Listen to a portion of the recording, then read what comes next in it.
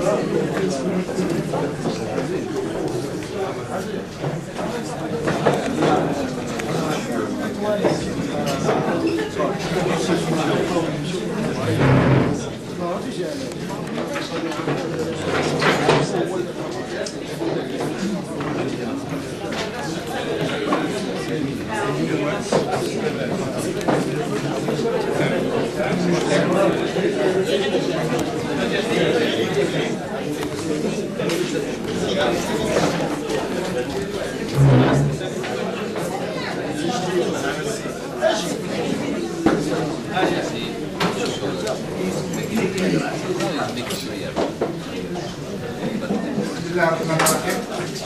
السيدة السفيرة كترحب بالجميع.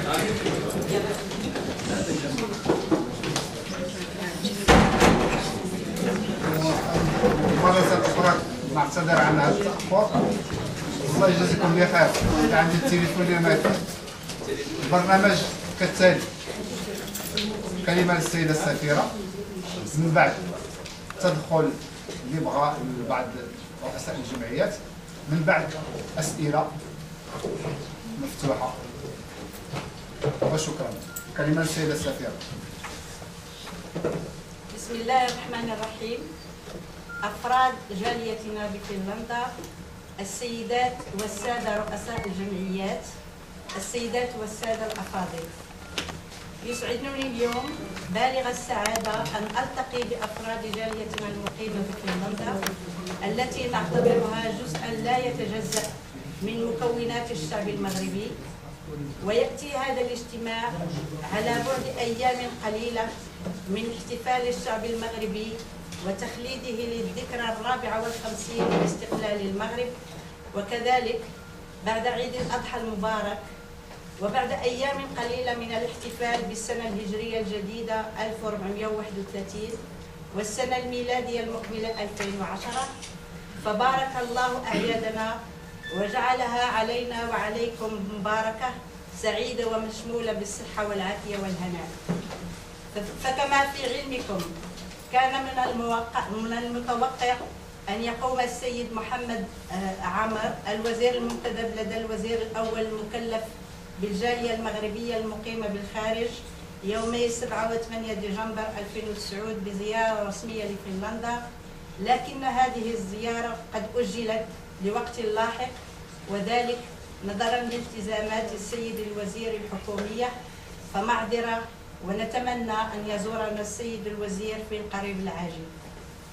أيها السادة والسيدات، يطيب لي أن أذكر بأن المغرب اليوم يشهد ديناميكية مهمة تشمل مختلف الميادين اجتماعيا وسياسيا واقتصاديا وثقافيا في إطار تنمية شمولية تهدف الدفع بالمغرب إلى الأمام في سلم التنمية والرخاء والازدهار.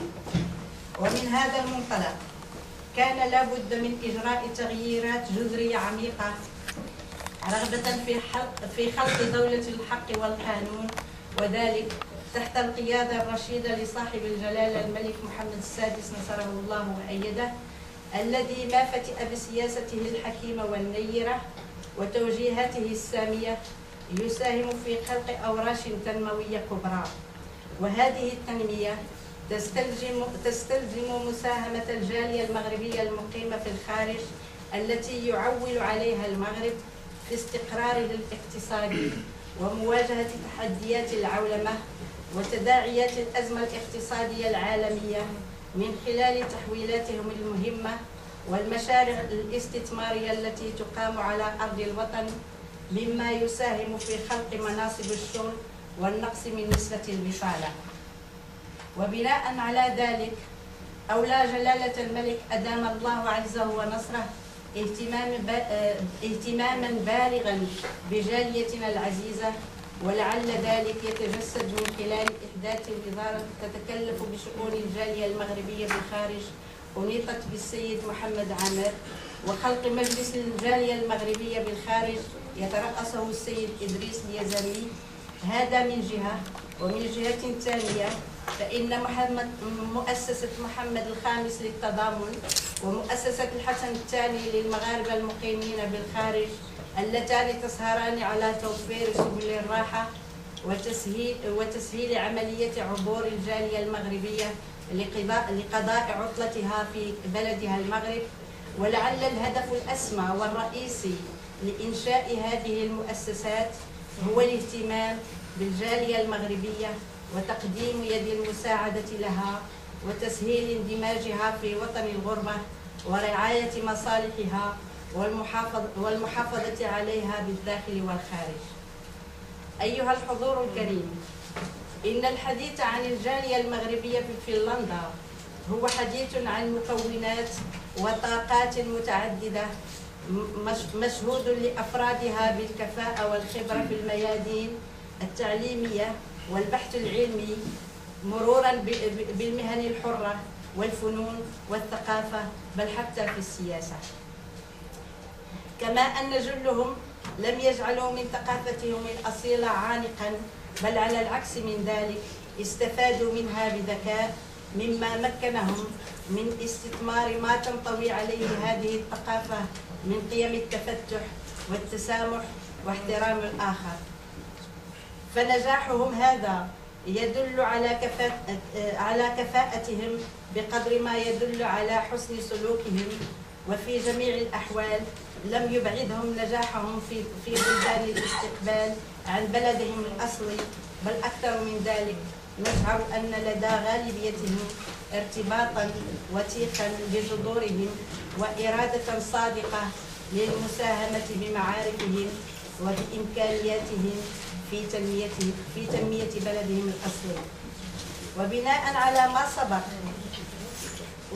على ما سبق ذكره، فإن جاليتنا المغربية بمختلف بقاع العالم وبفنلندا خصوصا مطالبة بالتماسك والتضامن والنهل من مبادئ التسامح والتعايش التي تربوا عليها، والوفاء للوطن الأم باعتبارها وجها للمغرب في الخارج، وتفادي كل أشكال التنافر والتناحر، خاصة وإنها أضحت نموذجا يمكن الافتخار به.